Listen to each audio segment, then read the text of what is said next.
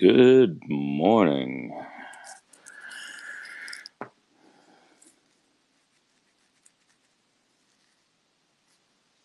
Audio only debut tonight. How about that? Because I'm half asleep.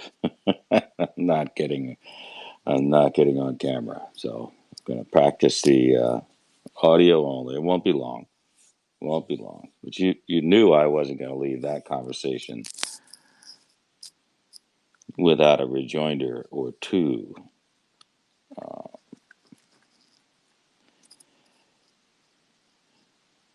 Yeah, I don't think we should get more than 50 or 60 people in here, but that's kind of fun. It's old school. Old school, the old days. Really, really old school.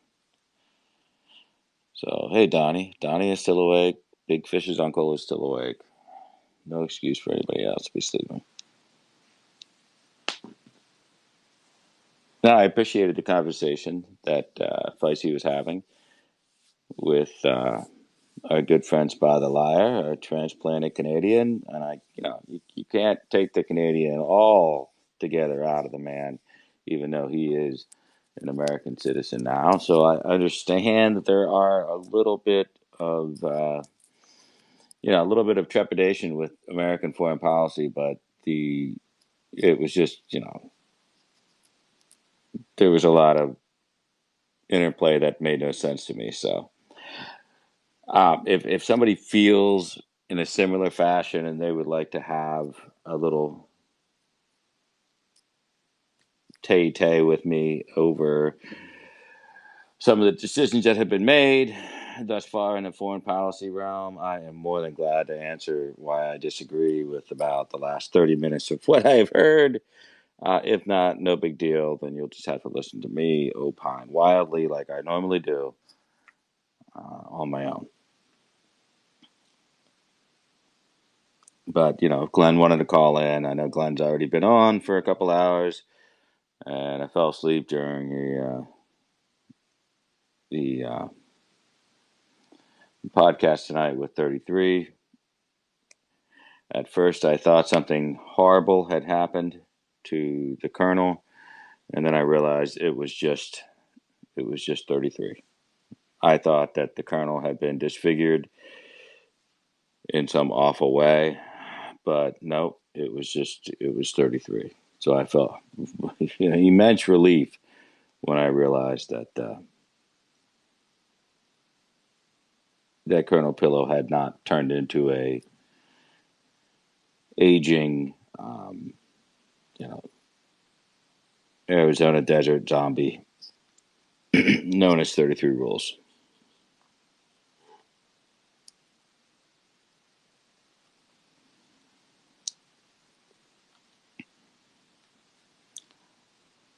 I am not here to, you know, elucidate or ruminate or enlighten on any other topics, but I feel there is a hideous misnomer attached to the Trump foreign policy thing. So, I figured if anybody feels the way that they just heard, I'm willing to have the conversation. If everybody agrees with me that that entire conversation was wrong, then we don't really have to talk much more. But sometimes I wake up, I put the earbuds in and listen to what's going on, and I don't go downstairs. But tonight I did. I got aggravated enough to wake up and come downstairs. Pretty happy Trump taking the fight to Chinese, which is a big deal to me. You guys know that I follow that real closely, but that's a trade issue. There's certain military concerns there that we have in the South China Seas, but that's a longer fight. That's something that's not at the threshold right now. I mean, my concern is people believing this type of mentality about Syria. Seems like there's a John Bolton rebirth of neocon concerns that we're trying to engage Iran militarily. I mean, those are the kind of questions I want to nip in the bud. So Some people don't know what was going on before. So that's actually that's actually very true. We have a lot of people that just kind of stumbled into the conversation when Trump got in. Um, yeah, the thing is that that is a the deployment of the carrier. That's something that was already going to be done anyway. So you have to understand, that not all of these things are actually um, countermeasures. This was just going to happen anyway, so they just kind of posed it out there in the public as a threat. So, and B, I had a lot of fun the other night with your atheist agnostic. He doubled down. It's really fun talking with that guy. Um, I followed him. I followed him, B. But he seemed a little bit outmatched. He seemed a little bit outmatched, but you got to give the guy credit for. Yeah, I did. I followed him just in case he ever hops on, get into his world the same way he attempted to burst into your world. And I don't know why Brian's awake at this point. Brian, nothing important, man. You can go back. You can go back to bed, man. You probably got an early tea time. Nothing going on, Brian. I'm just talking about basic stuff in retort to something earlier. I'm not talking about anything breaking news wise. So please, anybody that woke up because I shared out of scope, please go back to bed. So I'm welcoming in somebody else to, I don't know, either disagree or agree, or even express some concerns that were expressed during the spy scope. I mean, certainly, if somebody has questions about what's going on in Israel, I think that's a fairly littered path of knowledge as well. We can do that. We can do that. Um, I'm not here to like get 20 minutes out of REM stage and go extemporaneous. I'm here to address any honest to God questions that I think represent like the underbelly of Trump's support right now, which is strong. We're moving very strong on the economy. We're moving very strong on trade discussions, and you may not think so with some of the responses you're seeing out of China right now, but everything is moving very well. Everything is going well except for the border. The border is a freaking nightmare. I will not lie to you. It is a total nightmare. But foreign policy wise, we've had some setbacks as far as North Korea is concerned, but isn't that pretty funny that all the people that live in the dream world of QAnon and Bill Mitchell think that was already a solved problem? That's not the way the world works, people. That's not the way the world works. And if you really have any questions about John Bolton and what the intentions are, what we're doing with removing the oil waiver sanctions from Iran, I think these are well, you have to understand that 86% of any rockets fired from Gaza into Israel, into the settlements, they are knocked down by the Iron Dome. So it's not necessarily staged in any way, but roughly 50% of those missiles are fired off into non-urban territories. So Manuel is still awake at 3. That's not shocking. Caught a bit of your program tonight as well. I can't follow that whole freaking unicorn shit. I'm trying to get my mind out of the whole Q rat nest for a little while. But I am in grave fear that I have woken up people who think I'm talking about a relevant, late breaking piece of news, and it's not that at all. It's not that at all. Matter of fact, I'm welcoming somebody to call me, but I want to specifically speak about foreign policy slash geopolitical interest. I don't really want to get down any other rabbit holes. Um, yeah, I mean, you could take a Bolton quote and make it into like the most savage neocon bullshit you're ever gonna find, but that's not really what the deal is. What mentioned regarding oil. Yeah, there's a big deal. I mean, we're cutting off the waivers for everybody. We are cutting off the waivers, which we gave as a way to allow people to get off of the dependency on the oil from Iran. And now people thought we were just going to give it back to them, Western Europe included, China included. We're not going to. You're screwed. I'm sorry. You got to find your oil elsewhere, which makes what pretty important? Venezuela pretty important. So, foreign policy, geopolitical issues, whether it's oil, whether it's military exercises, all of these things come back to a financial picture. So, Jen, I just got on. I literally just got on. So you have to see the full picture, or you won't know what's going on at all. There's economic indicators that kind of cross or overlap every single thing that's going on in the world right now. Of course, there are. Are there really aircraft carriers headed? No, not ours. I mean, we always have one in the vicinity, um, but the rest of the world has about maybe six combined. You have to worry about aircraft carriers from anybody else but us. Yeah, I'm very pleased with everything that's going on with the back and forth between the DOJ and the House committees right now. You should all be thrilled. I mean, William Barr is, man, the big, big man in town, the sheriff. He is the sheriff indeed. I mean, it's kind of hard to doubt his credentials at this point.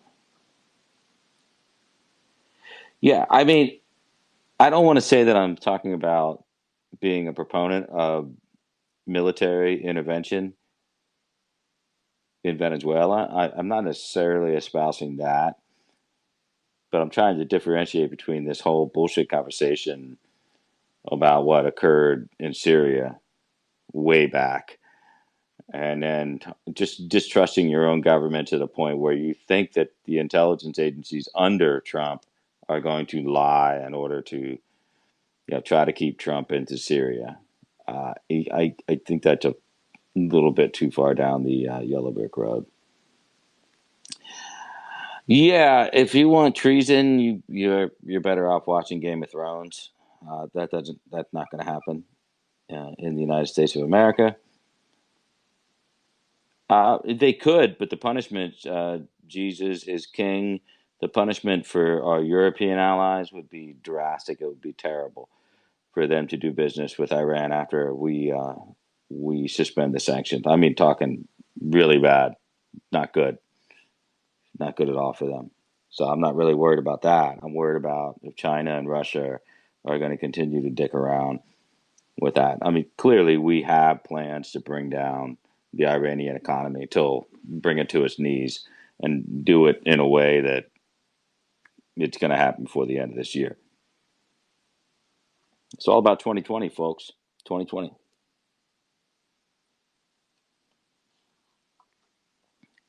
All right. I'd rather have somebody bring their voice in, so I'm just going to. I don't know. Yeah, Cuba is definitely a second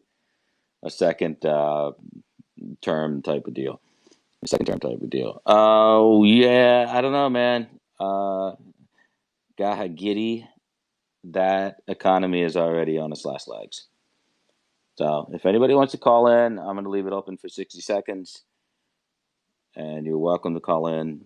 If not, then I'm just going to go to bed, expressing my dissatisfaction with this myopic view of the way Trump conducts foreign affairs. I think it's actually pretty brilliant.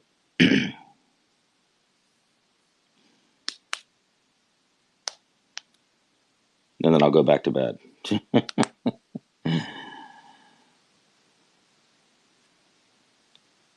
A complicated question, Jen. You would have to expound on that a little more.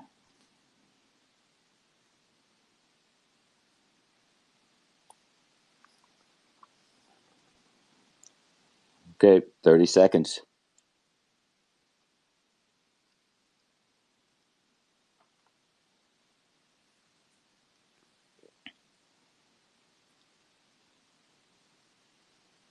Nothing. Nothing. Entertained viewer. Nothing. That's why I'm warning you. Go back to sleep.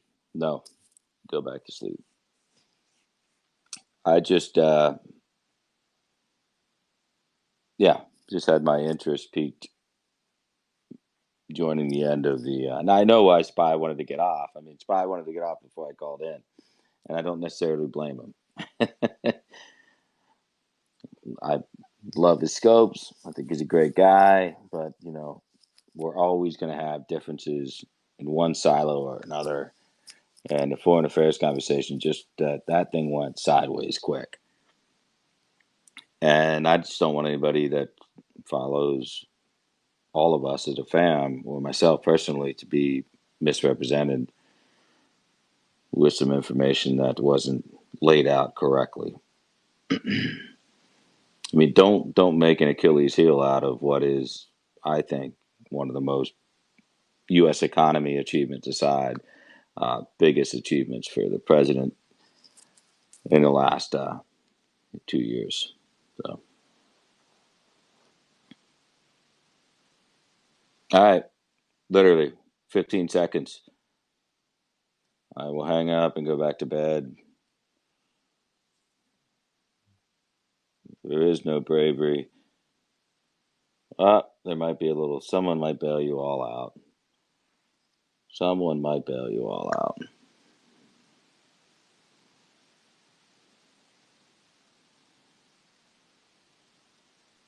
One West Coaster awake at 12:17.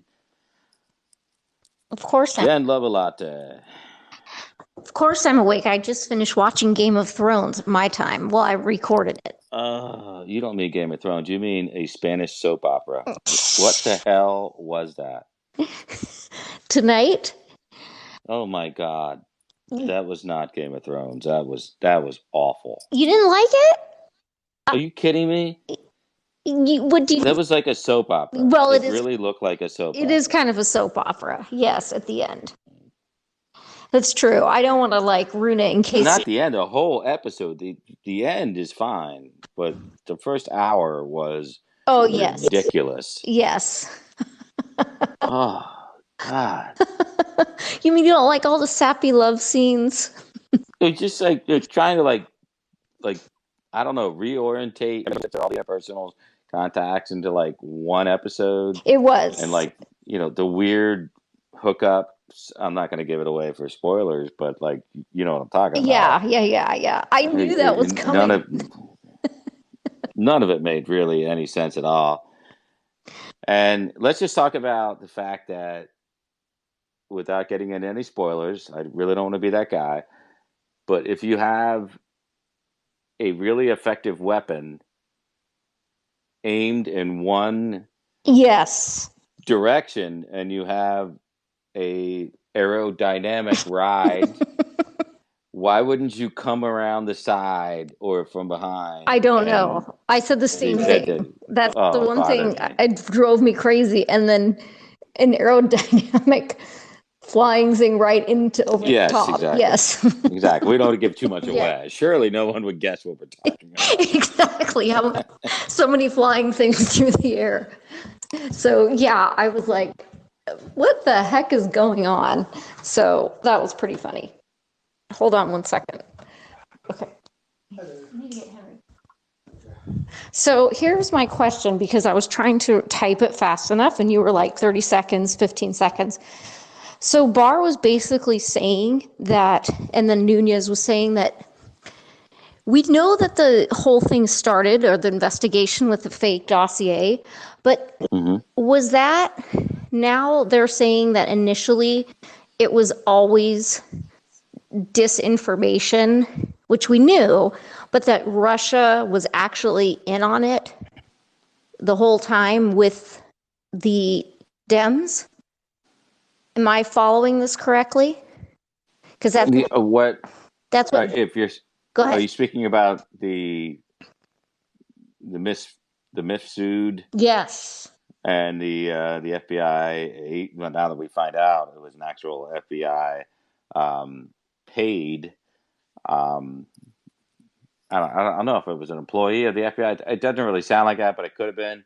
And that was Azra Turk or whatever her name was. And she Yes. posited herself to be close to Putin and clearly pulled the old, shit from the 80s, like trying to act like she'll have sex with him. So Yes. Papadopoulos is slightly smarter than Carter Page, but not that dumb to fall for this shit. He's like looks in the mirror and be like, yeah, you know what? I'm not really that good looking. This is something's not working out here. And why do all these people want to hang out with me? And so, yeah, the problem for them in the long run is if you can get a contract or some type of letter of intent or any paper chain between Mifsud getting told or instructed to give Papadopoulos its information, and then they follow Papadopoulos all around and bring him back to London and Israel and whatever until he ends up getting so-called recorded by Halper and Downer, the Australian diplomat. I mean, if that's the case, and you have like an intent in paper form, that would be bad. You could potentially drum up some serious charges on conspiracies. I mean, my fear is that you'll never find a connection. Well, that's what I'm thinking. I mean, I wouldn't think they would put it in writing. Or that we'll be able to get, right? Yeah. European channels are not going to be Well, accessible for us. now wasn't Miss Sood, wasn't he working for the British? Or do we not know? No, we don't know that he was working for but we know he was working. He was in Italy. He had Italian EU slash whatever this Lincoln Yes. University that he was teaching at, which taught our agents, CIA agents, contracts and stuff like that. So we have a lot of what I feel is going to be a maddening, open-ended, almost unprovable chain of events that will rise to a whole lot of circumstantial evidence. It'll rise to improbability.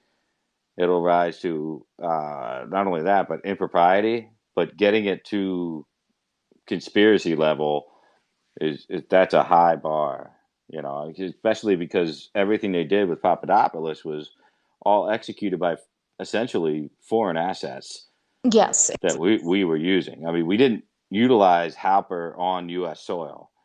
We didn't utilize, No. if we That's did how we utilize got around Mifsud, it. exactly, we didn't do that. We didn't utilize Downer on U.S. soil. So the tough part about running an FBI counter intel is when you're doing it on American citizens, doing it on American soil will get a FISA court judge attention real quick.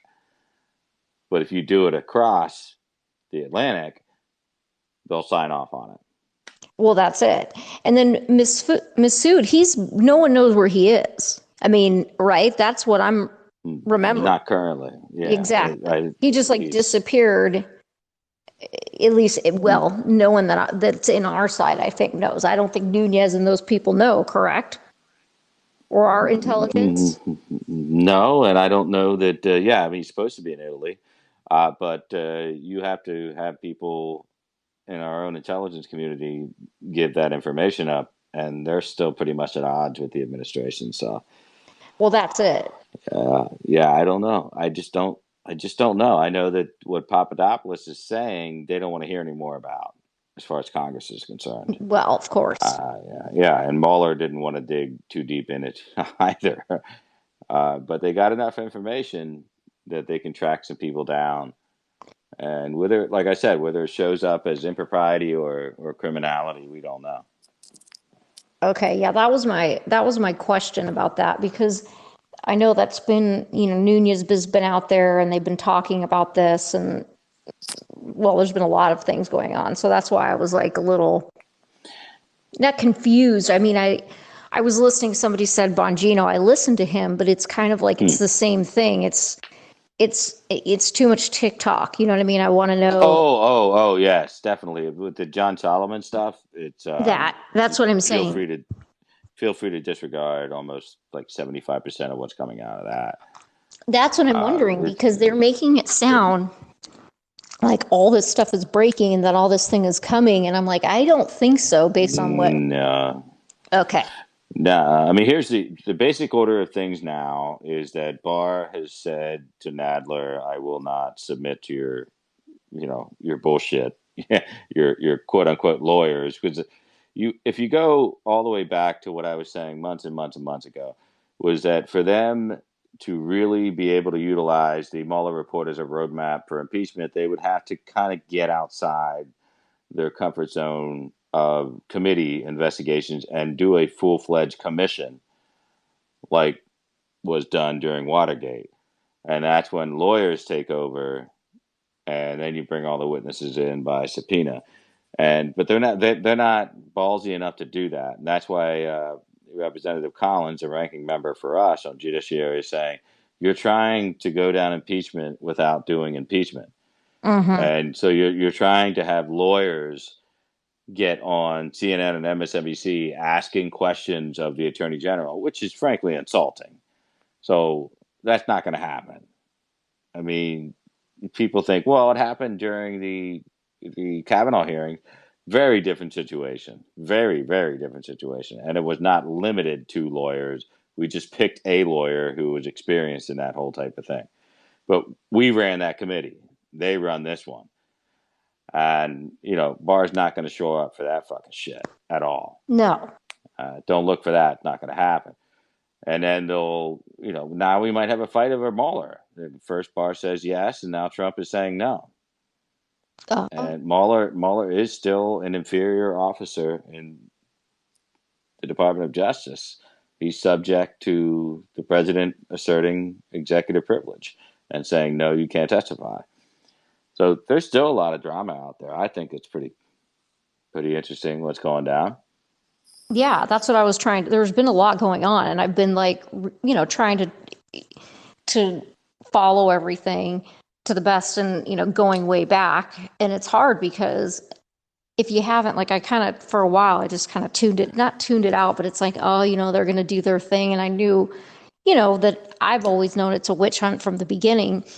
But the last thing I was going to ask you was, okay, so is Nellie Orr, has she been indicted? No, Okay. no, let me guess. Some bullshit Twitter Yeah, I think it was, news site. no, it was like somebody tweeted one, I missed it, and then I think it was on Spy Show or Glenn. Somebody said that a senator tweeted out that Nellie Orr, on the day that Barr was testifying, was indicted. And I didn't see that anywhere. So I think they said that Barr was looking at it and that was the first one to drop. Yeah, I would think Bruce would be the first one in the crosshairs because Bruce is going to be the first one that comes out under and this will be after May, most likely right first week of June with the IG report. That's when you're going to get into the inconsistency with what Bruce Orr told his bosses. Yes. That includes Rod Rosenstein and Congress. And they're going to really start to dig into the records, between Steele, Simpson, and both the Orrs.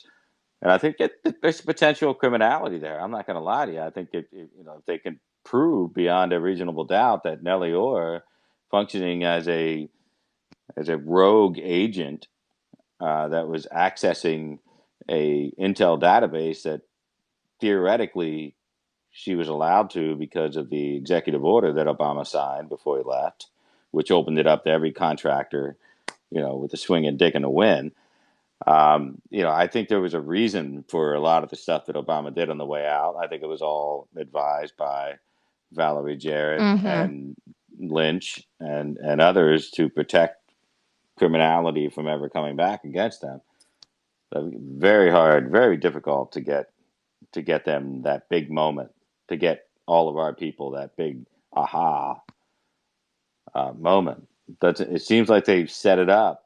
I think the most vulnerable person in this whole deal is Nellie Orr. because she testified before Congress. But unfortunately, unless you have a paper trail of intent, you're looking at a 1001. You're looking at a false Yeah. statement to Congress. Well, and the thing is, they already knew, right? So I think it was the New York Times. Didn't they write an article? I can't believe I'm quoting the New York Slimes, but even they even wrote an article saying how it was in a book or an article. I think it was the article that how freaking mad Obama was about losing, and that before his way out, he had set this whole thing. I mean, this was in their paper. It wasn't like it was our side saying this.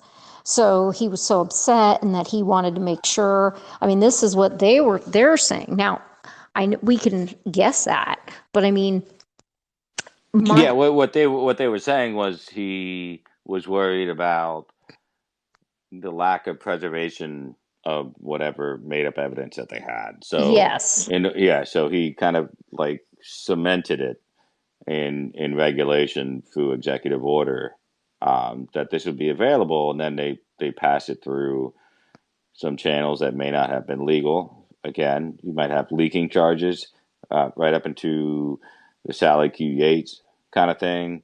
You might get into James Comey could get hit with the worst case scenario. James Comey is going to get hit with a leak, a classified leak, and a 1001.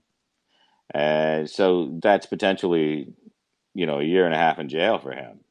Now, I don't think he'll ever see jail. Oh, he won't see jail. I love it. I know you No. said on your scope last week or whatever, if you're still wanting James Comey, just because he's so smug, I know he's like a broken man, but it would just be a nice win for our side if he got charged with something, That's just me, because he's just his little comments on Twitter and his little remarks. He's just so slimy. It's just like, but what do you think about Barr now that the Ukraine has come out and said, okay, it was actually the Democrats and Hillary that were actually starting to do op-ed research, and this is how this whole thing.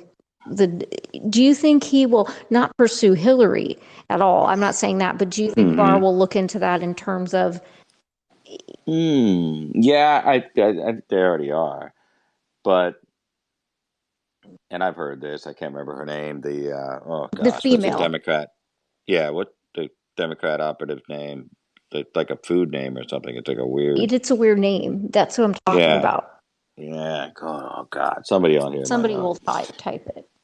Yeah. Somebody up at 3 a.m. on the East Coast or 12 our time. Yeah, Chalupa. There it is. Jesus is King is right on top of it. Alexandria Chalupa. Thank you. Yeah. And chalupas are good food items, but not so good when you're setting up the very same FARA Act violations that were later charged to Rick Gates and Paul Manafort. So again, I don't think there's an impossibility here that we will see FARA Act violations brought down on Tony Podesta or somebody like Chalupa. I think it's just a bad set of circumstances for Biden, because Biden is stuck with this relationship his son had with the Ukrainians. And in addition, he has this soft relationship, a soft stance on China. Oh, he was crazy. He was saying China's not a threat.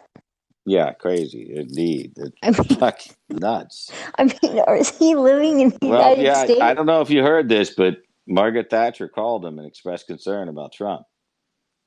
No. You didn't read that? Yeah, he said that Margaret Thatcher has called him to express concern about Trump. She's been dead for more than a decade, but she managed to call Joe Biden. I mean, Biden is just gonna. He is so. I don't even know. It's just.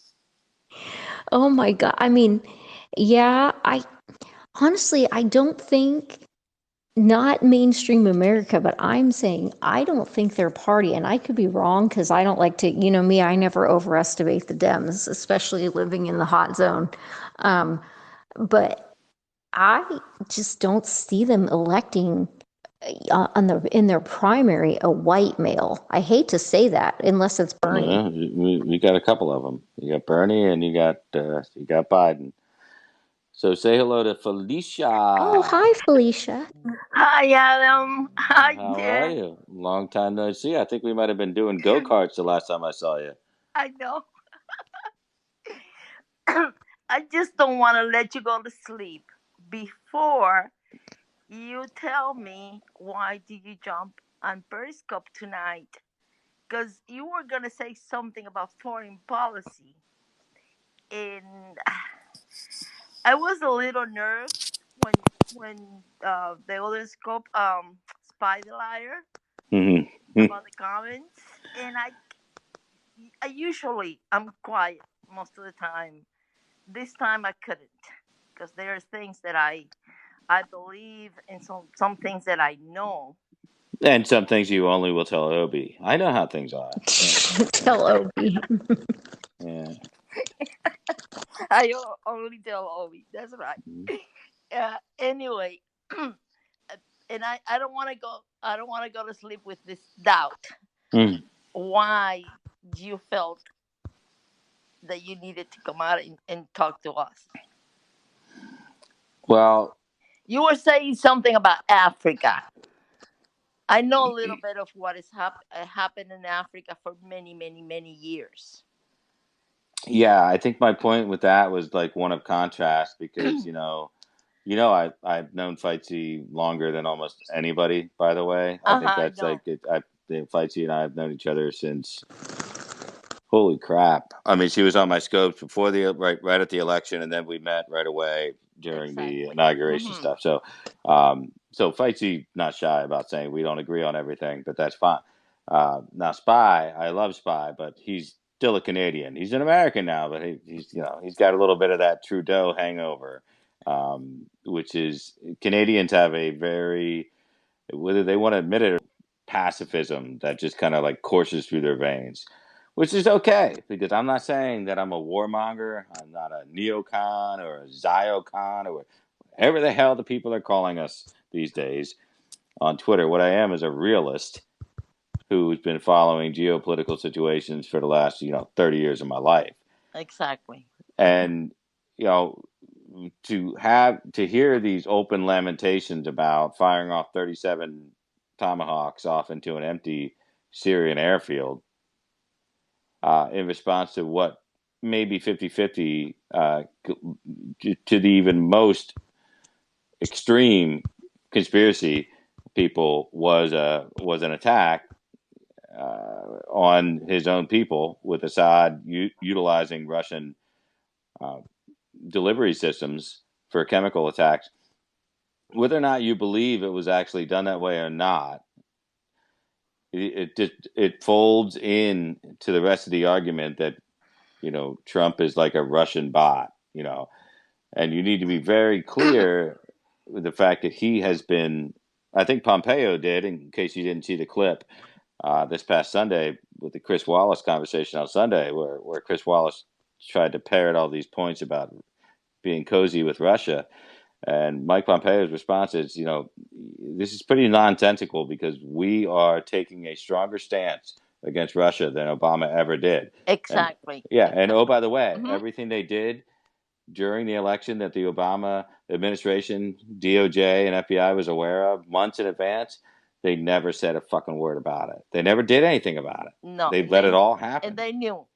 Yeah, they let it all happen. My point specifically to the African point, Felicia, was Africa has been from north to south at any one given point under extreme duress, whether it's from natural elements or unnatural warfare or just horrifying levels of genocide and um, depraved indifference from the IMF or anybody else who would invest money in there so we can actually grow the economies over there. Do anybody know how many troops there were in Africa from Cuba since the late 60s?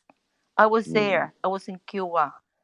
And I remembered mothers that they know where their children went Mm. because they were a military service, Mm-hmm. obligatory military service in Cuba. And Castro did whatever he wanted to do. They sent them to Africa. He sent them to Vietnam. Castro was in Vietnam, and we lost the war. Hmm. And Castro was there. Castro is all over South and Central America. The drug Actually, money is the one that is controlling everything that is happening, even with the government. The it's all they money ever is had. rolling.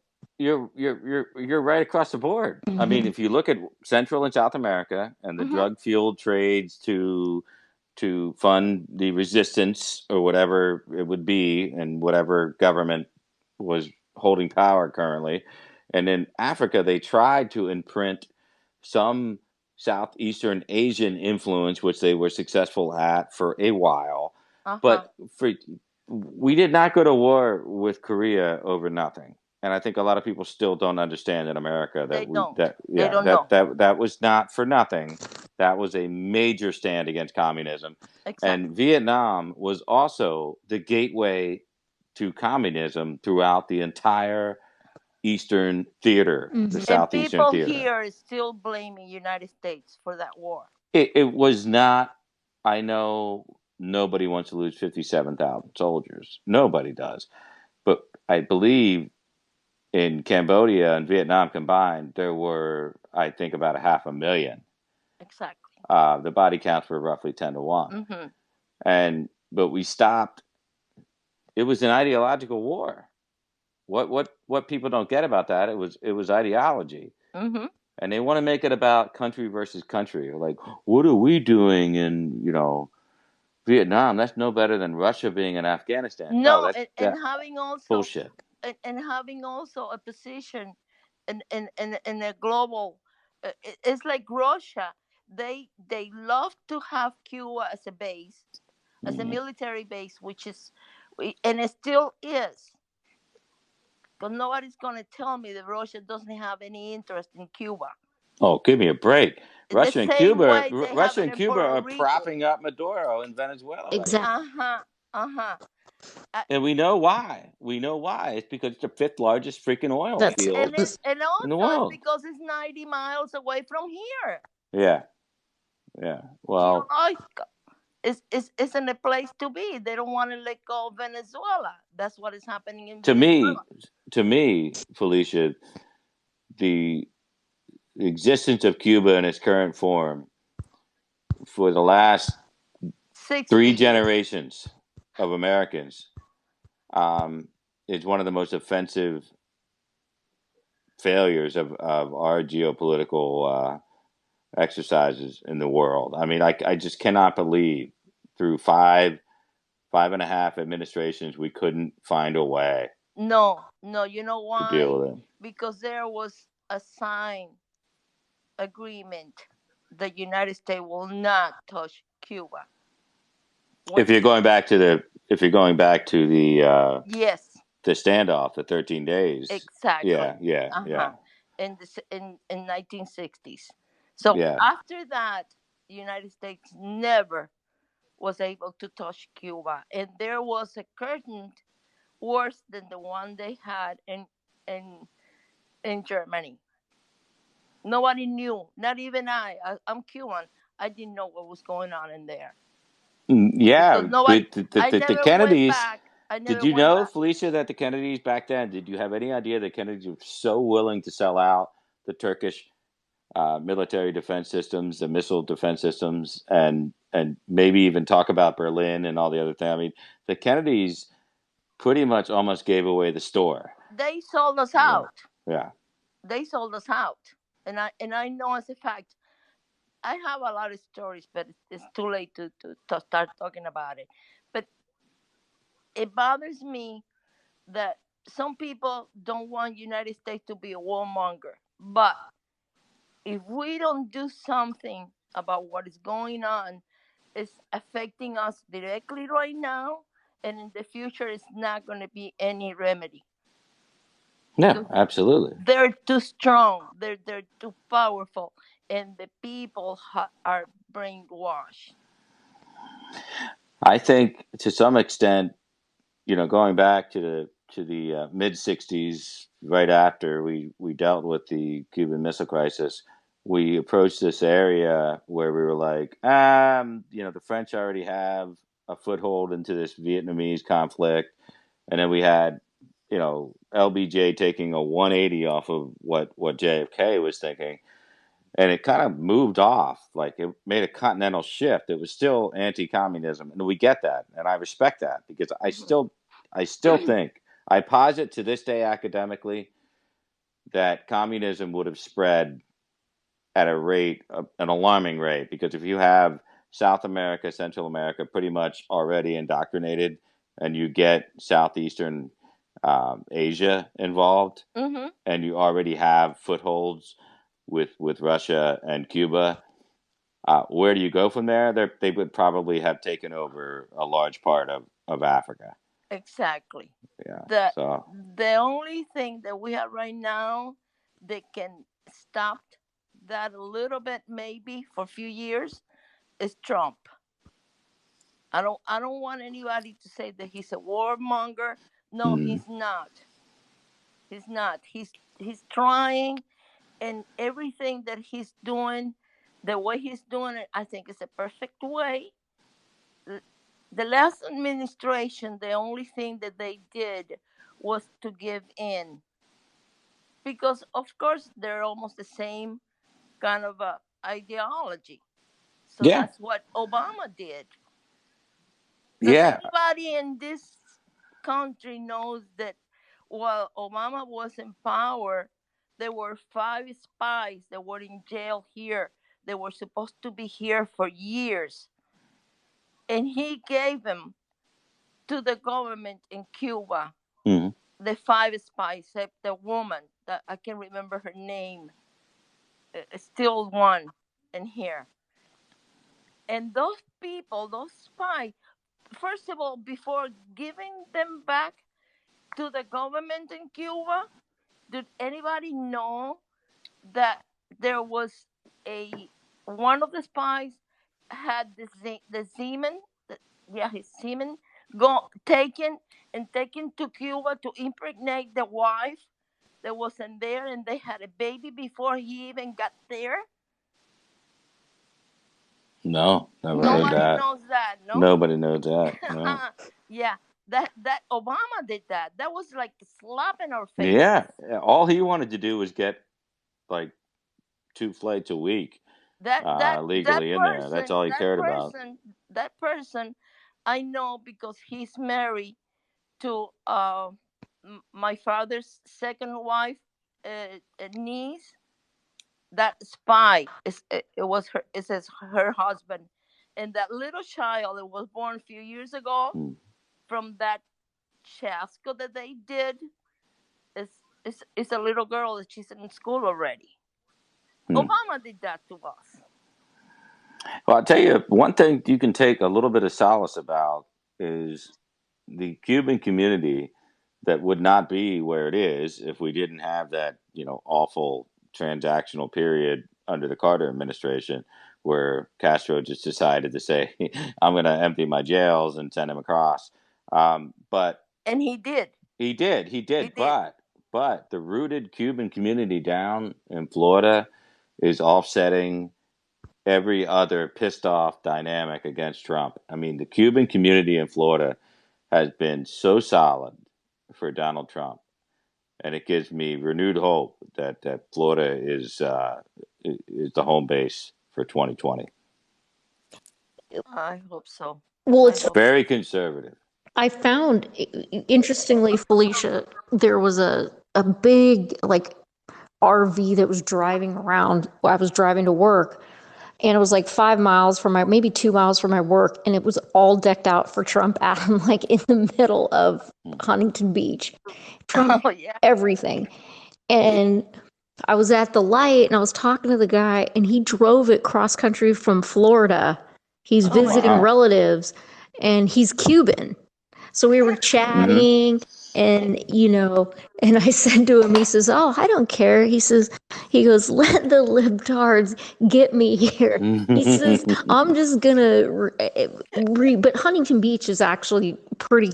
Not bad. No, Not bad. no. Yeah. So I told him, but we were chatting for a while, and then Oh my it was goodness. funny because you don't see a big I wagon can't believe it. Trump gear all over it, just going Oh down my the middle God. of the street, you know. In California. Oh my God. Yeah. So it was Oh funny. I haven't. It was cool to chat with him, but he's going Look, back. Hmm.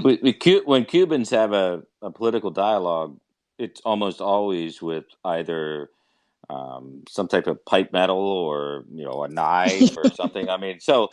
Even second generation American Cubans, they do not shy away from these political debates, no, and, no. and that's what's changing that dynamic in Southern Florida, where you have these disaffected Puerto Ricans that might have come up after the hurricane or whatever. No, Um, they're different. They're yeah, they're different. very different. They're Hmm. very because they don't.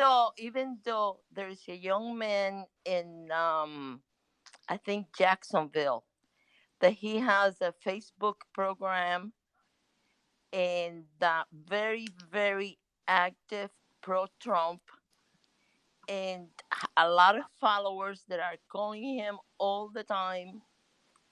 I can't remember his name right now, but he's doing such a good job, and you can read the comments and you can see that there are people from all over the country that is listening to that and follow him. Mhm.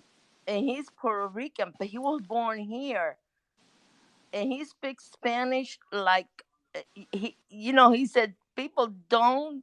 I was just born here. My language is English. I'm just talking Puerto Rican here because he speaks in Spanish in his program, and he's doing an Well, excellent that's the most work. powerful outreach you can possibly Hmm. do in American Mhm. politics. I mean, Mhm. to be able to be bi or trilingual wherever you're living at, or because we know the dialects are different, but to speak in a community, you can't. A lot of times, the mistakes that I've seen over the last 10 years, the Democrats will send in some people. We have a Hispanic population, mostly Puerto Rican in Lebanon City, where I used to be from, or the county anyway. They would send in non-traditional Spanish speakers, and it was like a dialectic nightmare. I mean, they Yeah, even Hmm. yeah. at the door they couldn't Hmm. even communicate. It's It different. you It's might as well different. have me putting an Mhm. O at the end of every fucking word I was saying. Uh-huh. Like, Uh-huh. please, sign my petition. I mean, that was Hmm. about as much communication that was effectively getting, between the two of them. So it's all about community. It's all about acceptance. It's all about, having that little bit of a quirk that you can pick up. I can recognize somebody who has the accent from where I live, and I damn sure know that people that come from other countries, and if they have That's somebody, what I was afraid to call tonight. no, are you kidding me? Well, I mean, I got jealous because you would call like Obi, and I was like, oh man, Felicia, like, she'll call in Obi, but she won't call in for me. Uh, She did call. And don't get me wrong, I like Spy the Liar. I like him a lot, but I oh, he's couldn't. a great guy. And yeah, I love him. I love him. But tonight the conversation was just It and went off the rails. It no, really and I did. couldn't. I It had did. to, and I had to tap it with one finger. Oh my That's- well, she's got the Cuban temper, so we God! know I we know what's missed it. I happening. wasn't on Yeah. tonight. Normally I'm on. No, you were not there. Nope, No. I was watching the soap opera. Yeah, the soap opera. Oh God, it Oh was my fucking God! awful. I don't really want to get into that again, No, but no, but I'm saying yeah. I missed all of And it. and But I did. see, and Feisty was there, but Mm. Feisty, she's uh, she doesn't really know much about what is going on in South and Central America because Mm. most people don't. And I feel that if United States doesn't do something and regardless of what is going on, even though it's very hard because Trump is not going to go there and make war. No, no. But other countries have to come and help. Yeah, I mean, they think he is. That's my concern, is that people think he's lining up military action No, he's in not. Venezuela, and I'm like, are you kidding No, me? I no, mean, we might poke the bear a little bit in no. Colombia or around, but we're not going to do anything insane But down they there. don't realize that it's very hard because all those governments they they do have their own interest in the drug money Hmm. talks over there. Some countries, like let's say uh, Bolivia, which Hmm. Evo Morales, he's communist, okay, but the only thing that they have in Bolivia is coca. The cocaine is their money, is their way of life in Bolivia. Hmm. And who buys the cocaine? We do in here. Yeah, That's well, it's that's a the demand business. issue, right? I Mhm. mean, the demand is us on this Mhm. side. I mean, not Uh-huh. myself. As much as they like to say that the MAGA coalition Yeah. is taking in the eight balls, I've never seen cocaine in my life, but yeah, No, you're me, right. me I mean, neither. it's But still I there. know this is a market. Yeah, of course it And is. in Colombia, in the guerrillas, they are in the government now. The same way the government here is getting infiltrated by certain things, certain people. In Colombia, they're part of the government now. They hold positions Yeah. in Well, Colombia. don't you think this is how I saw it? I did see Pompeo, the clips of him fighting back of Chris Wallace. I kind of Yep. see it like this, where the Russian collusion illusion is falling apart. They've had a million plans to get Trump out, and now it looks like potentially, right, their impeachment plan isn't happening. The economy has the best numbers ever. So then they just keep bringing back they just recycle the same talking points about him going into war, and he's a Yeah. warmonger to fear. I mean, it's just because all the other stuff Dude, is falling out. So now we're back to 12 o'clock and, the same thing that goes on and on and on. They just, did you realize that this is The Back to the economy is Future? This Obama's. is yes, that's it. it's just the same shit we've been dealing with It is. for how fucking long? This time it's Russia trying to get a foothold in the Middle East instead of going to Afghanistan. They would like a permanent military base in Mm-hmm. Syria that we decide we're just going to allow Mm-hmm. because there's 1,500 people left in the world calling themselves ISIS, so we should just back down and allow them to have a permanent fucking air base. Oh, by the way, let them fly fucking all kinds of military assets down to Venezuela too, or anywhere else in Central or South America, because guess what? They've been doing this shit for 45 fucking years. No, Exactly. it's not gonna happen.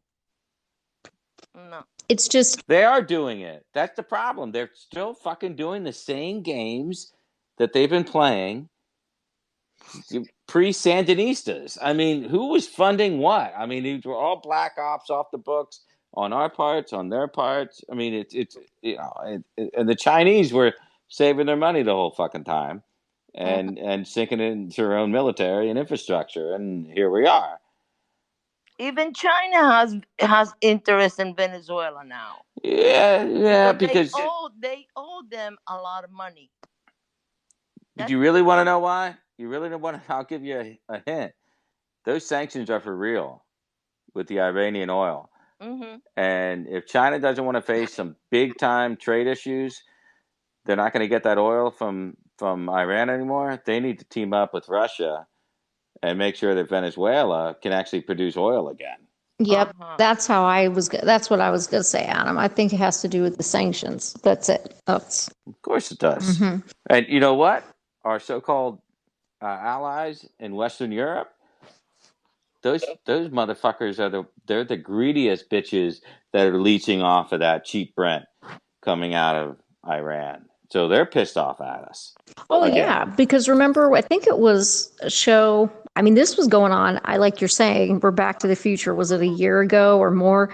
Where the Colonel was on with Glenn and he went with Germany and tied to Russia and their whole thing. Yeah, Big one. yeah, a big one. Yeah. Exactly. We went through the whole because I didn't know nearly as much. It doesn't surprise me, but yeah, I mean, I feel like it's literally Trump or in the United States, maybe with Bolton, whatever his, because they call him a warmonger. He's doing a very good job against against the global regimes. I mean, that's pretty much what it feels like. And then the media here and Chris Wallace and fake Fox, always with these baiting questions. Meanwhile, well, I think it's our people, our Twitter, so-called Twitter followers of Trump are like the worst. They're the harshest. They're the ones that just kind of like freak out over everything. Everything. And who started that though? You know what? A lot of them still follow Cerno. That's the problem. Yeah. Yeah, but you don't ever make the mistake that Cerno is organically starting these things himself.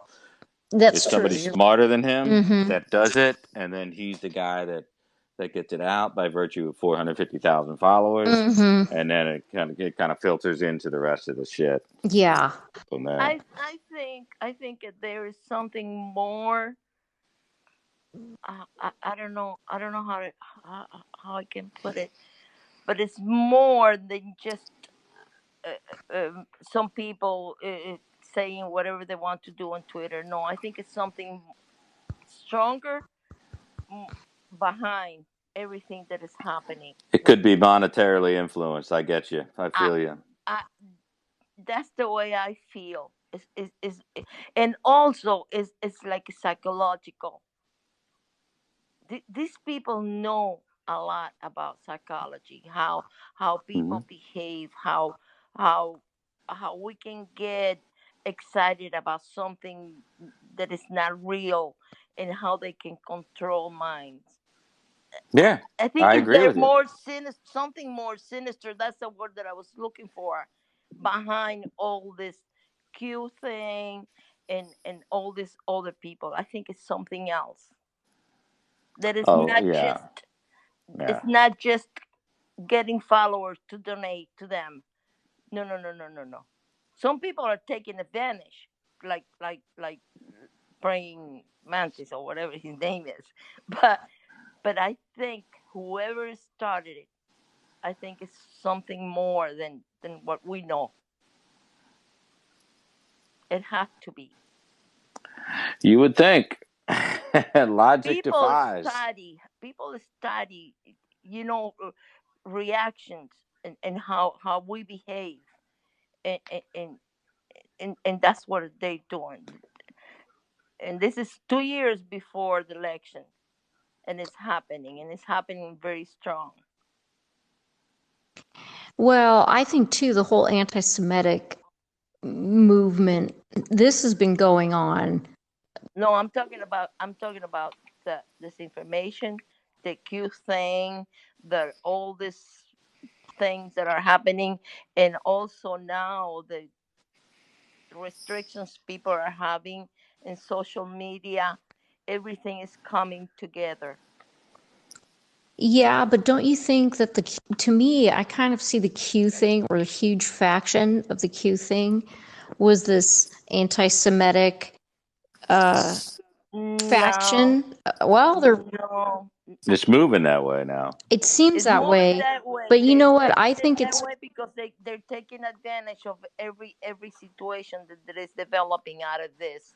But Felicia, I think it's basically we flooded the country under Obama flooded the United States with, we know, Muslim Americans, which also, I'm not saying all, but obviously they're not going to be fans. There's this whole ideology that's being led by the people in Congress, our own Congress, are being complacent with it, allowing that to happen.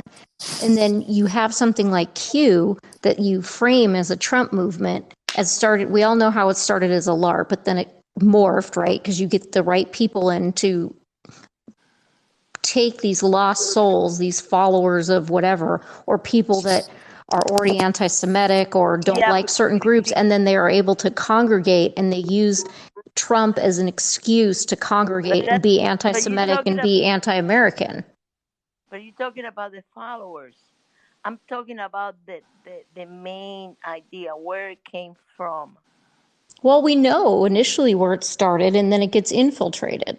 I mean, it just gets infiltrated by, I mean, sure, there's probably Democrats and leftists in there that have infiltrated the boards at some point, but once it gets started, all you need is the followers. They don't really need the big master plan. You have people that get in there, but once it gets infiltrated by something and people are just already feeling a certain way, or they're already feeling they want to be part of a group, then that's all they need. They don't really need anything Exactly. else.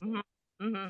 Right? Because you just let the people, it's like Adam was saying about, this whole thing about people freaking out about everything. You just need one person that is above, like you're saying, feeding information, who has a lot of followers, and then the masses, and it's just mass hysteria. So they're using the social media against you, whether instead of it be using, what we. Well, yeah, I said before, we built this. That's it. We built it, and now they're During the turning it on conversation, us. Yep.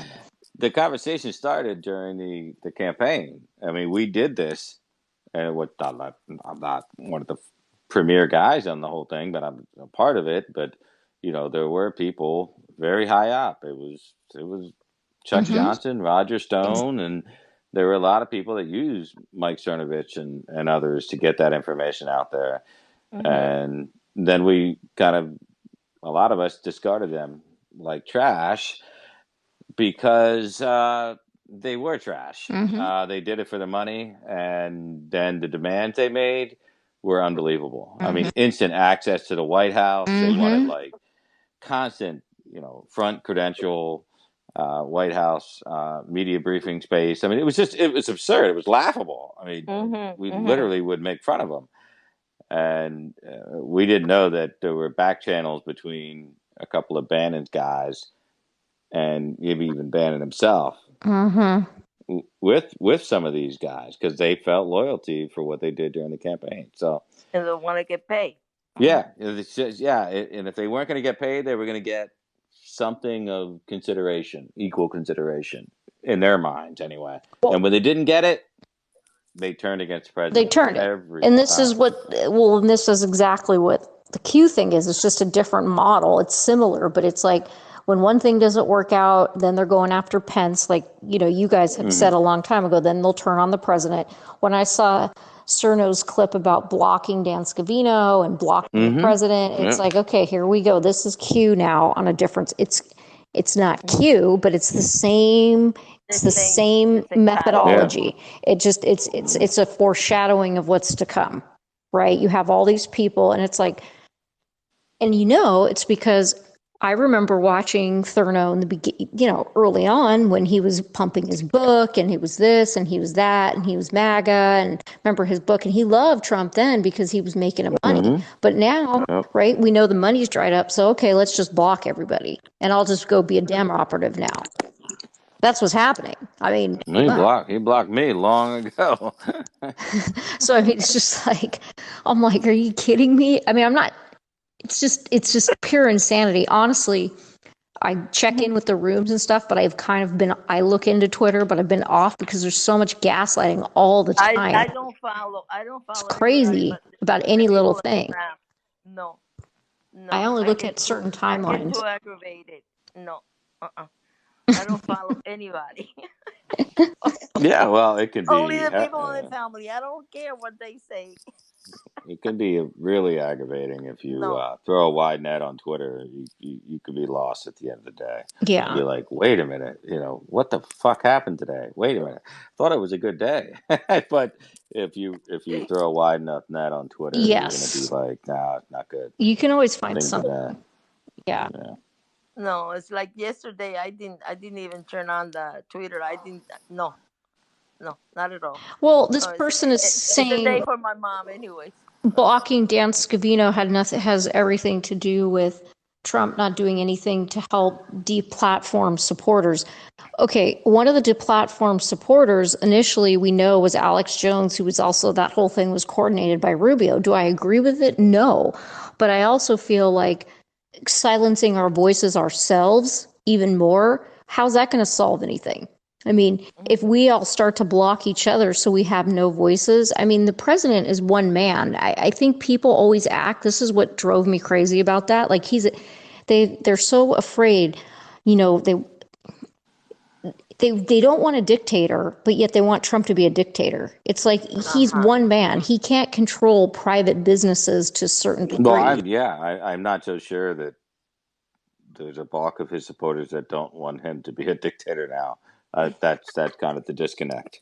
I guess so, Adam. I think that's what it is. It surprises me. I think you're right. And I think that's what's kind of scares me, because it's like he's a single man. I don't think they understand like the whole point, even though we don't have to like what Congress does in the Senate and the House. We don't have to like them, Yeah. you know, that there's checks and balances. I don't get it. I think you're right. I guess I didn't make that connection myself. I think that they just want him to be a dictator.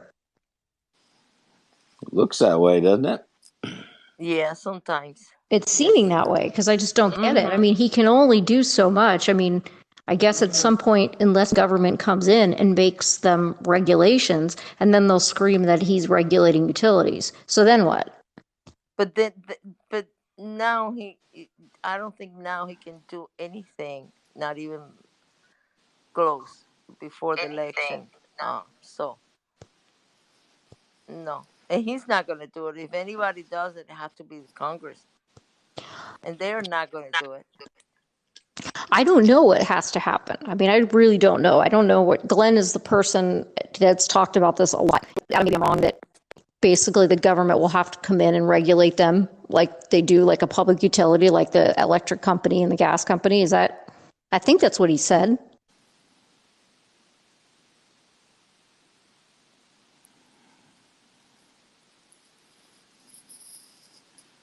I apologize for that, folks. He had an intermediate shutdown there. Yep. At first, I looked around to see if my wife woke up and turned off the iPad while I was talking, but no, that was a spontaneous shutdown. No, no, no. Last night I went to sleep. Last night I could not hang with the boys. Last night I definitely went to sleep. I was like, okay, no good night. So I'm just putting the laptop down and going upstairs. But no, that was a intermediate shutdown. Yeah, Jen is too dangerous. Yeah, Jen is too dangerous. She was making a fantastic point too, right when it got shut down. it, it was an awesome point. It was an awesome point.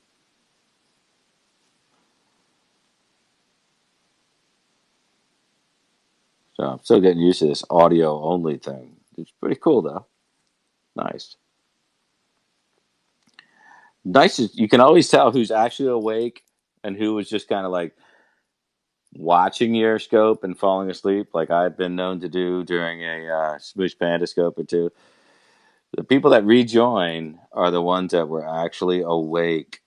So Jen, feel free to call back in, or Felicia, if you guys were making a point that I just cut off. I apologize. I just definitely have another 15 minutes here.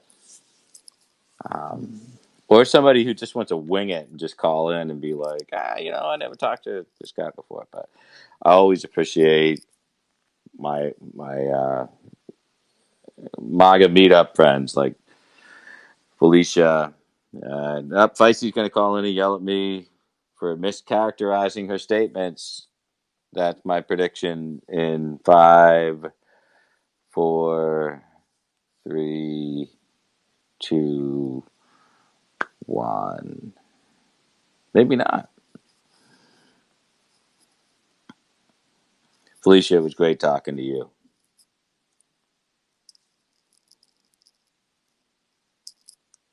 Oh, what's going on with Feisty? It's showing a spinning dial.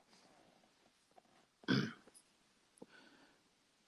spinning dial. I am.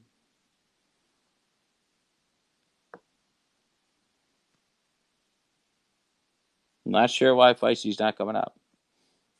Let's try it again. Try it again. 5, 4, 3, 2. Feisty. I'm not buffering anymore. Yeah, it was weird. My phone's all kinds of messed up, but I still have like 48% left, so I don't know why it'd be a problem. So, and welcome, the Thank you. ultimate insomniac, Ginger McQueen, as well. Well, I Ooh. wasn't an insomniac tonight. I went to sleep early and woke up at like 1. Can't fall back asleep. So I was happy to see Spy on, and then I was thrilled to see you on. Okay, if you're gonna go to bed at like 10 and wake up at 1, that still qualifies as insomnia, though. Okay, if we're gonna be academic. I've had a few good weeks here with sleep, but what I'm doing right now is I am planning a road trip. So as soon as school is over, I'm going to hit the trail, and I think I'm going to scope a lot while I'm gone. And I really wanted to go to Savannah, Georgia, because it's a place I've always wanted to go.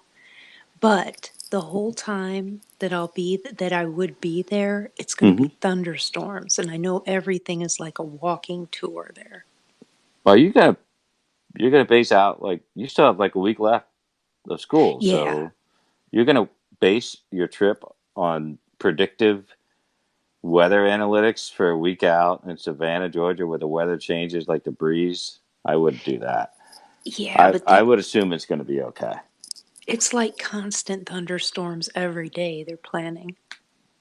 So I don't want to drive like 14 hours and not be able to do anything the whole time I'm Drive gone. 14 hours. Holy shit. Okay. All right. That's a little different. Yeah. Well, there's always Indianapolis finest restaurants, which is only, 4 hours away from you? Well, I think I'm going to go to Wisconsin and do some weird stuff in Wisconsin because there's tons of weird stuff in Wisconsin. I was going to say. Lots of cheese curds and but the cheese curds there are different than everywhere else. So this is important. Mm-hmm. I've never had a cheese curd in Wisconsin. Well, when you buy them in the store, it's more like a block, or like just cut up very small. When you're in Wisconsin and you get them and they're fresh, they squeak when you chew them. They're so good. Did you squeak? Yeah. Yeah, they squeak when you're chewing. In a positive, which is the No, first it's time amazing. That's how you can tell they're fresh, is because that squeak. Sometimes I don't know if Ginger's trolling me, so I just go with it. So I think I'm going to go on this rambling vacation and just scope the whole thing.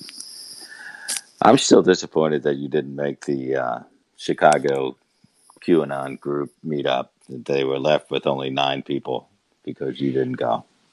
Yeah, I'm kind of disappointed about that too, but I was afraid they'd find out that I was there or recognize me. And I actually went to Party City the night before because they were going out of business. And I thought, well, if I could find a wig with like a black braid or such, all gone. So. Is there someone outside your own mind that you think the 10 people in the entire fucking vicinity of the Midwest might recognize you? But I'm the MAGA coalition, the most true. evil It's true. group Yeah. in the world, and they might try to kill me. I mean, we're not talking about sane folks. It reminds me of, like, Bill Mitchell in a Charlotte grocery store, looking confused, and the stock boy says, "Can I help you find something?" And he says, "I'm not signing autographs tonight." It's No. But you got to realize, though, Adam, they've been like putting my videos into their own on YouTube, so all of these weirdos, like a lot of them, know who I am. Fame. I wouldn't call it fame. What is what is it? Infamy? Yeah, that's more Okay, like well it. that's better. That's better. Yeah. Yeah. But that MAGA coalition, you just gotta watch out for those people. I can't believe that we suckered you into destroying your life. I sent a monster lawsuit at the end of this whole thing. You're gonna wait till you graduate. You're gonna be like, "Oh, I can't get a job. I'm gonna sue the MAGA coalition for ruining my professional prospects." No, I would sue QAnon. Yeah. Oh, we could do that. We could do that. I'm I think it sorry, would be my a good move. iPad keeps like saying that the connection is not the greatest on it's on my end. So I'm only hearing like No, but half of you it. do want to yell at me, and I want to give you that opportunity right now. The only person I've ever yelled at was Brandon Cadman. That's the Oh only yeah, well person that's well who, deserved. That is well who deserved. I've ever yelled at. And no, I wouldn't yell at anybody. No, yeah, I guess my whole if you want to say my beef about tonight is that um I don't like war, just like I'm sure everybody else does, and I'm probably I don't trust this isn't a reference about Trump. I just don't trust my government. And I just and it goes back, if you want to, even it goes back for me all the way back to the mid 1980s. The things that were going on in Central America at that point in time, and um having people who like Bernie down there, and then forgetting about this clown, and then recognizing him when he's running for president, and I could not remember where I had heard from him, where I had seen him from. Couldn't remember, and I googled what I could remember about him, but it wasn't until I think at some point in time I actually did find what I was looking for, which was him being in Nicaragua, basically couch surfing all over, uh, and seeing what he was up to. And so I'm not saying that, I don't trust what we're told. And it could, and it's not in reference to Trump at all. How can it It's not be? He's just, commander in chief. well, yeah, So but I just, there's either ignorance, incompetence, or complicity going on here. mhm. That's my No, I just, concern with this whole thing. Well, I mhm, really don't get the palace intrigue shit. It died down considerably since we got rid of McMaster, and Gary Cohen's out, and we have all these people that we kind of cycled out. But do we really think that Trump isn't making the final calls on these deals? I think, if anything, he's pretty heavy-handed with the top-level macroeconomic issues through Larry Kudlow and Mnuchin. He's pretty heavy-handed with Lighthouser and the Chinese trade talks. And he's very, very heavy-handed with the geopolitical dispositions of our military assets. I mean, there's no denying that. Whether he's eminently qualified or not, I don't know. That remains to be seen. But I think we reach a certain point in time academically where if you say, I'm not blaming Trump, but, and I think you are blaming Trump then. I mean, it's just like Trump shot 37 soon to be expired, ridiculous Tomahawk missiles off a destroyer onto empty airfield bases in Syria that pretty much did no damage at all, except mhm, to a couple empty buildings.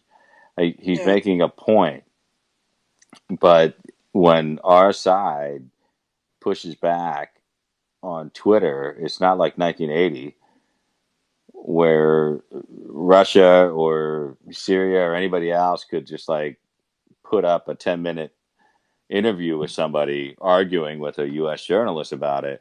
Now they have tweets. Twitter's worldwide. Facebook's worldwide. I mean, you can make propaganda out of it right away. Look, American citizens doubt Trump. I don't see the point of it. I mean, what kind of pacifism have we achieved if we can't fire a couple aging, soon-to-be expired Tomahawk missiles at empty buildings at an airfield in Syria? That's my I question. can't, if you're asking me directly, Yeah. I just don't. There could have been other places we could have done it just as well. Like what? Like where? Probably in the desert of Nevada if we needed to get rid of it. No. I'm not saying it was a utilitarian function to just were going to be otherwise expended. I'm telling you, it was a judicious use of near defunct military technology to make a geopolitical point. I mean, you have to respond. Why would Russia think this is my problem? I think it's a serious problem. I don't know. I mean, Ginger, you're going to school. Maybe you're having some classes that are discussing this. I think it's a serious problem that Russia has a honest to God foothold inside the American mindset that they are a hold harmless clause country now. They're not a threat anymore. They're not really a threat. I thought Russia was really not that in a financial position to really do too much of anything. They're not. So why? But that makes them desperate. That makes them desperate. They want a permanent airfield in Syria so that they can bully Syria into foreign policy with Saudi Arabia, which will ease tensions with Iran and make things way worse for Israel. And if you notice, there's a lot of fucking people. I don't know if anybody's noticed this. There's a lot of pro-Russia people on Twitter that just happen to be really emphatically anti-Israel and claim to be pro-Trump. Yes. You ever notice that? Yes. I mean, how can you deny it at this point? I mean, we are getting played. I mean, there is clearly, and if you say something like I just said, I'm a Mossad agent, I'm paid by, it's something so stupid you can't get to.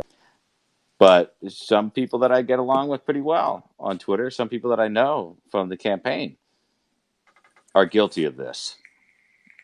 They glorify or at least pacify Russia's role in all of this stuff. But they've got a real serious concern about Israel's intention. I mean, that is fucked up. That should have Reagan spinning like a top in his grave. And if Reagan's spinning in his grave, that definitely should concern me and every other Trump supporter. How much influence do you think, I don't know of a better way to put this, but MAGA friendly figures on Twitter who we know are working for the Russians, how much influence do you think they're having over the way that we're viewing things? I think we've seen that they've infiltrated lesser known media sites, America news sites, pretty good. I mean, that's the consternation that I feel about the whole thing is it's not about fake Facebook ads that are designed to like interfere with our elections. Are you kidding me? I mean, the hypocrisy behind all that's another discussion. I mean, we don't allow the Israelis to have an election on their own ever. We've always directly interfered with that monetarily and people on the ground and policy and visits and otherwise. We've always screwed around with them. But you're going to tell me that we are being absolutely tattooed, imprinted by the liberal media in this country that Russia has done something so wrong in our last election Yeah. in 16 and attempted to do it again in 18 and will do it again in 20. What did they fucking do again? Some troll accounts, some bot accounts. Wait, some fake Facebook ads. Do you know what we fucking do? We go down to Venezuela and say, "Yeah, Maduro, you're not the president. This Guaido guy is." We just changed the whole fucking thing. I mean, like, you think we haven't messed around with Putin for the last 20 fucking years? Every time he tries to run one of his quote free and fair elections. I mean, give me a fucking break. How do we have the audacity to do this? It's embarrassing. It's really embarrassing. I will never admit that one vote in this country was influenced by a fake fucking troll account on Facebook telling a story about Hillary's health. It's all a bunch of fucking bullshit. Yeah. It absolutely is. Sympathy for Russia either, because they're our geopolitical fucking enemy. Yeah, they're 19th out of the top 20 economies in the world. Yeah, of course I'll mock them for that. But that doesn't mean they're not still doing their Soviet era KGB operations on everybody. I mean, it's a complicated subject because you have to split hairs all the way through. But the Soviets morphed into what is now essentially the GRU under the FSB. It's the same mentality as the KGB bullshit. They're just as fucking good at it as they were in the 60s. And we do it to them, and we do it to every other fucking country too. How are we so innocent? I mean, it's a joke. I think it's embarrassing, really. NBC, ABC, CBS, MSNBC, CNN, they all want Americans to believe that the flyover country, the middle Americans who voted for Trump, are so fucking stupid. They got duped by fake Facebook boosted ads that came from some weird, nebulous GRU sponsored troll farm in Macedonia. Do you realize how insulting that is? Does anybody, or am I alone? I No. just can't honestly say that I even saw any of that. I mean, I at that point in time I was on Facebook and I didn't see anything that I could say looked like a possible influence, no matter where it was coming from. Even if you thought it was, would that change your vote? Yeah, exactly. So every time these assholes open up their fucking mouth about how devastating, they use words like that, right? These awful fucking hyperbolic terms, the devastating impacts on our elections, massive, deep level infiltration into our elections. What? Are you kidding me? I was on the fucking campaign. For once in my life, I was involved in social media, and I can't even tell you what the fuck it was. It's ridiculous.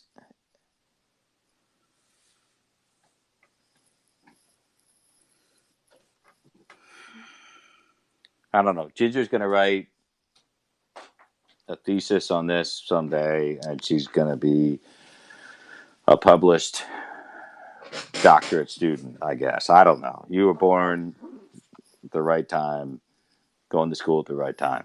Enjoy it. So another question, what do you think's going to happen in Venezuela?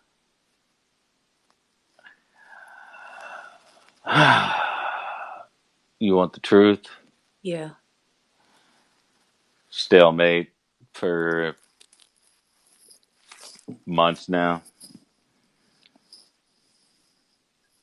We didn't go all in because we're afraid of people saying that Trump was interfering.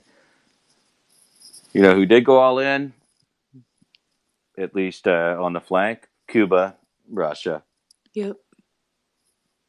listen, Venezuela is the 5th largest oil field in the fucking world. They've essentially not been producing shit. We are about ready to cut off every fucking waiver for all the countries that are getting oil out of Iran. This is a big deal. It's a very fucking big deal. I don't think we have the goods to do it. I don't think we have the whatever you call it, the testicular fortitude of our neighbors down surrounding Venezuela to do it. I think we're going to be stuck there for a while in a stalemate.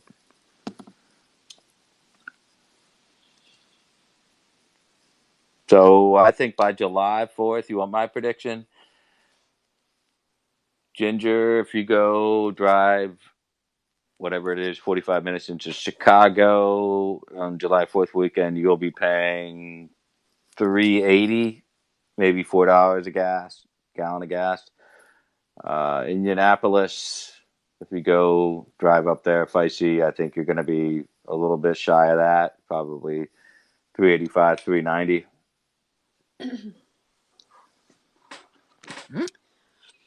I'll have to look, but there was a really good 2-part series podcast that was very concise, and they were about 6 months apart.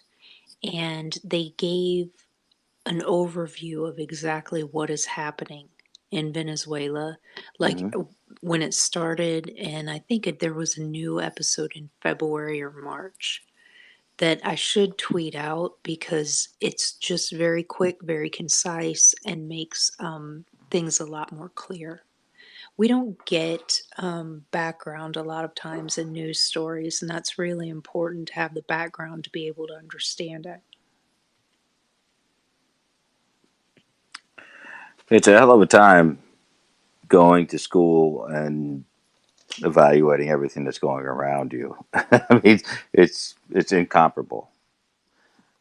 It's another thing when you're doing what I do right now, which is basically just getting hurled everything at me at one time, like a meteor belt, and I just have to like either get killed or live through it.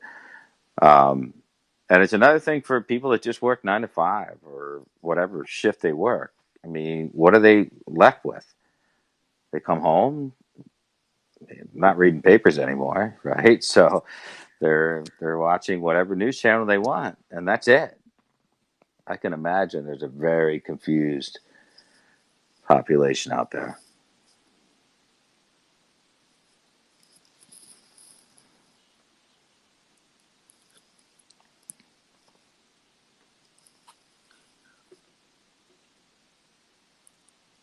Unless they listen to Glenn and 33, then they've got it all figured out.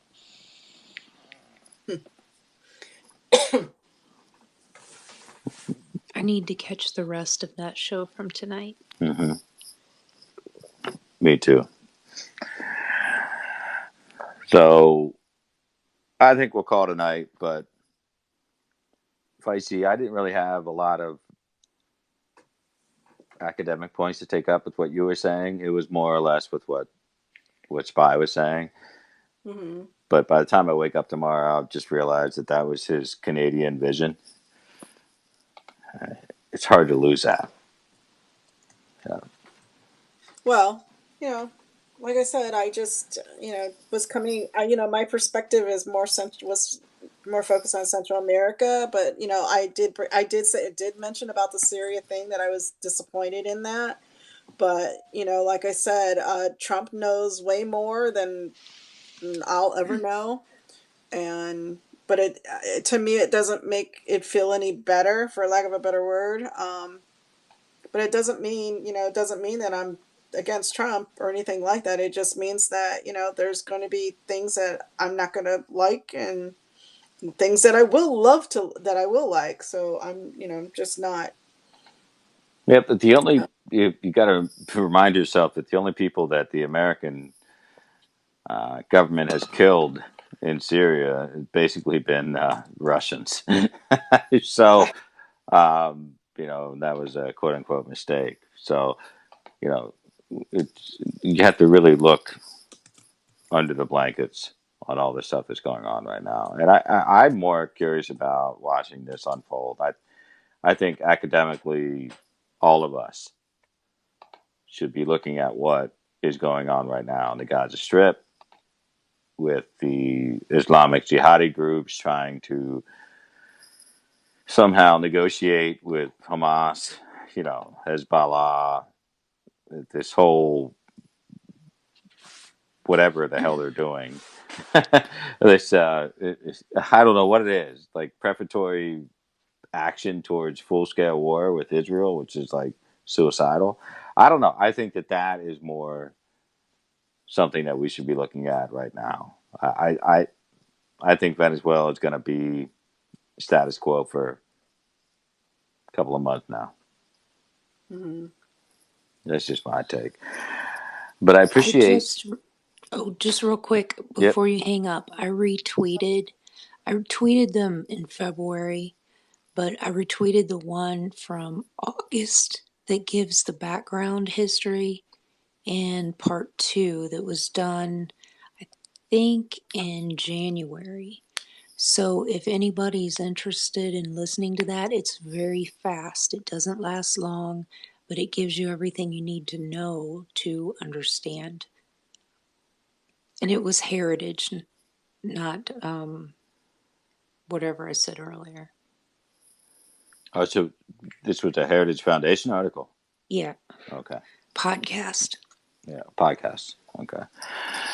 Yeah, I'll check it out. I do, in fact, contrary to popular opinion, I will occasionally listen to other people. It's the only redeemable quality I have left. Except for 33. 33, you're off limits, man. That's brain cancer. I can't do it.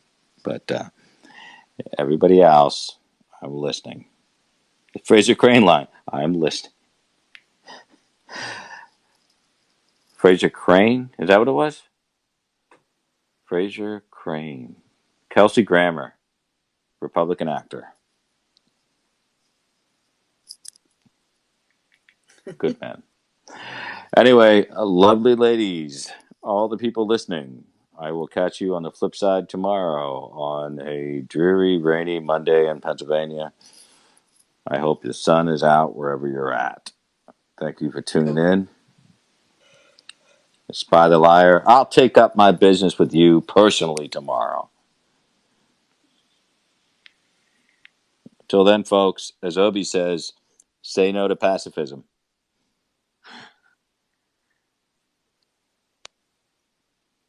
Good night, y'all.